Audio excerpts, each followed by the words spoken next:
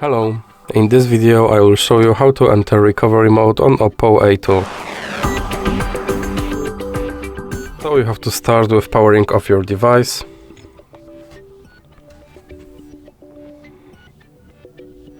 And when your device is completely powered off, you have to press volume down button and power button at the same time.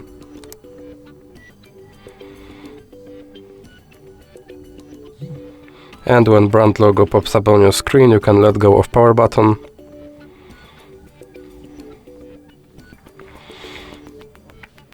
And now you can choose your language using volume button and then confirm by using power button. And now here you are in recovery mode. So that's it for this video. If you liked it, please remember to leave like and subscribe.